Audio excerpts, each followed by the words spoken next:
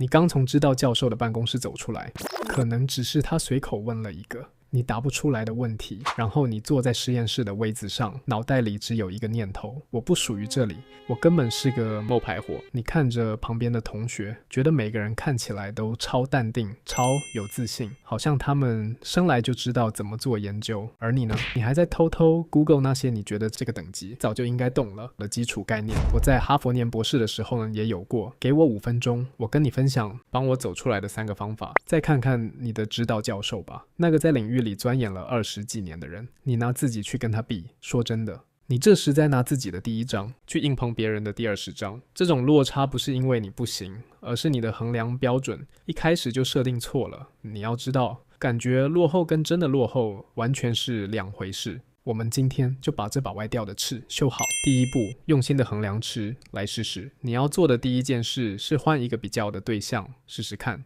去找一个不是你们领域的朋友，试着跟他们解释你现在到底在做什么研究。不要讲那种写在论文里的专业用语，就直接讲白话。讲着讲着，你会发现一件事，他们会开始问一些很基础的问题，而你发现自己对答如流，那一刻你才会突然醒过来。对耶，其实我懂的东西真的很多，你只是太久没有体验过当房间里最懂的人是什么感觉了，因为你整天都跟那些比你强、比你有经验的人混在一起。挺好，你的老板不是你比较的基准点，1年前的你才是。只要你比去年的自己进步一点，你就是赢家。第2步，你需要一套运作系统，这是最多人卡住的地方。当那种我觉得自己好废的感觉一来，你就会想等心情好一点再去做研究。你觉得等我更有自信了，准备好了，我再开始写论文，这逻辑完全翻了。心情这种东西最不可考了，如果你要等到感觉对了才产出，那你这辈子大概都生不出东西。解药不是自信，而是系统化流程。不管你今天觉得自己是天才还是废物，系统都要跑。像我就是强迫自己跑番茄工作法，目标1天8个循环，工作25分钟，休息5分钟，然后重复。有些日子你觉得自己状态超好，有些日子你觉得状态很差，但这套系统根本不鸟你的情绪，而这才是它最强大的地方。不是因为我很有动力，而是因为它能帮我把这一天撑起来。当你真的开始稳定产出的时候，你会发现2件事。第一，你会开始累积证据，那不是什么虚无缥缈的感觉，而是实实在在的数据或是验结果。这些东西会直接摔在你的脸上，告诉你看吧，你其实是做得到的。第二，那种自己是谋牌货的感觉会消失，因为自我怀疑这东西最喜欢在你无所事事的时候钻进来。当你忙着跑系统，忙着解决问题，那些内耗的念头根本连出现的机会都没有。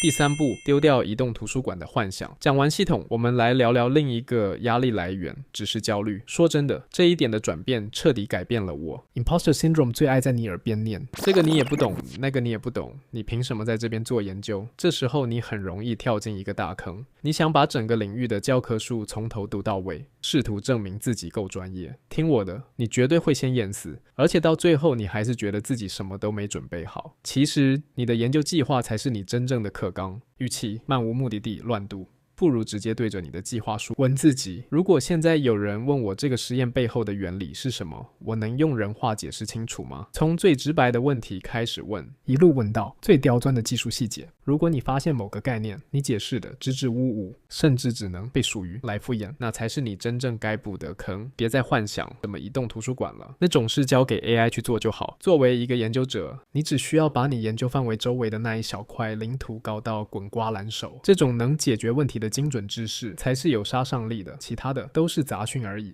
说穿了，一个厉害的研究者其实没什么神秘的，他们就只是做到了3件事：有产出、动大方向、基础扎实。冒牌者整后群最阴险的地方就是他会趁你某个技能还没学好时跳出来给你一个人生判决，让你觉得自己根本没天分。但那种挣扎感其实是好消息，因为那代表你正在进化。所以别再被情绪勒索了，听听他在吵什么，去把那个缺掉的技能补起来就好。好了，废话不多说，如果你想赶快摆脱这种心虚的感觉，今天就去做这3件事。第一，找个外行朋友，用人话跟他聊聊你的研究。第二，把明天的番茄工作法定好，不太多也不少，就是8个循环。最后，写下5个你现在还答不出来的某网记问题，去把坑补起来。你要记得，你绝对有资格留在这里，你不是没天分，你只是还在路上而已。别再坐在那边等什么准备好的感觉了，直接去动手做就对了。